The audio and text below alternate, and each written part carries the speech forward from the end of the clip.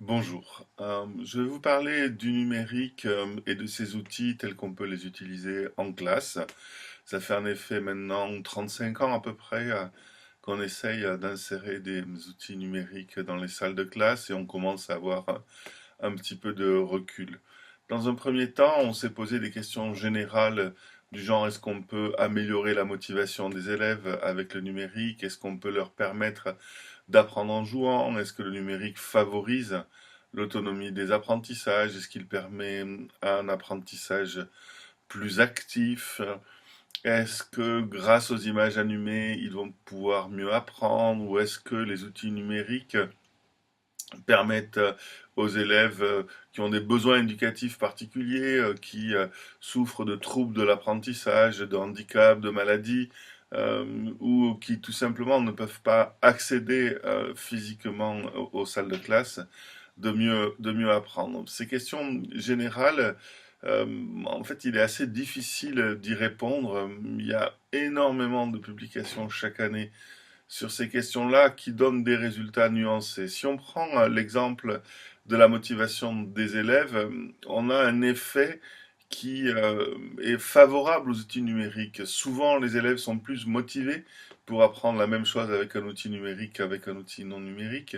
Mais le gain de motivation est relativement faible. On a des effets moyens de l'ordre d'une dizaine de pourcents de motivation en plus et surtout une motivation qui dépend de la tâche. Si vous prenez le même outil comme une tablette numérique utilisée en classe pour une tâche de lecture, elle va améliorer la motivation par rapport à un support papier, tandis que pour une tâche de rédaction, elle ne va pas améliorer la motivation.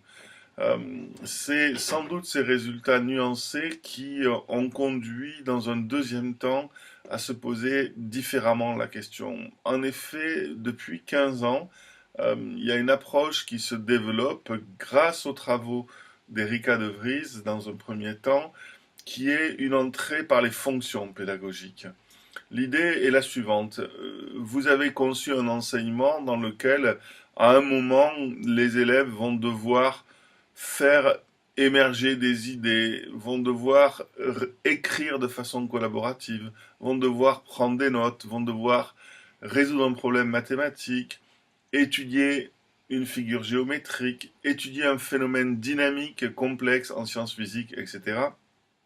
Et quand vous avez clairement votre fonction pédagogique qui est définie, alors vous pouvez vous demander, est-ce qu'il existe des outils numériques qui, pour cette fonction pédagogique précise, permettent d'améliorer les choses? Et là, on a des résultats qui sont beaucoup plus nets.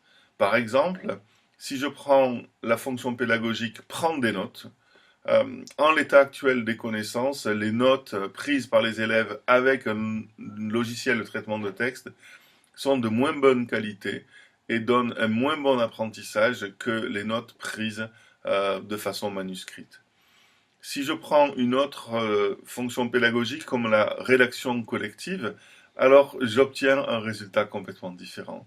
Non seulement les logiciels de traitement de texte collaboratif améliorent grandement la rédaction collective de documents, mais j'allais dire, elle le permet. En effet, il est très difficile, sans un logiciel de traitement de texte de type collaboratif, de faire rédiger, par exemple, 15 élèves à la fois. C'est possible, sans logiciel, de faire rédiger 3 à 4 élèves ensemble, et encore, c'est difficile.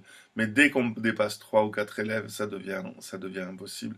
Donc, non seulement on améliore les apprentissages pour ce type de fonction pédagogique, mais j'allais dire, on permet la réalisation pleine de cette fonction pédagogique. C'est pour ça qu'aujourd'hui, on se dit que le métier d'enseignant n'a pas changé quand il s'agit de concevoir une situation d'enseignement, c'est-à-dire de définir des objectifs d'enseignement, une progression en fonction du niveau initial des élèves et là où on veut les amener, des tâches pour leur permettre ces apprentissages et des outils pour permettre la réalisation de ces tâches. C'est à ce moment-là que le numérique intervient. C'est quand on sait précisément ce qu'on veut que les élèves apprennent et comment ils vont l'apprendre qu'on peut se demander, est-ce qu'il existe un outil numérique ou des outils numériques qui vont améliorer la réalisation de la tâche et améliorer l'apprentissage des élèves. Voilà, je crois, une bonne façon de se poser la question de l'intérêt du numérique en éducation.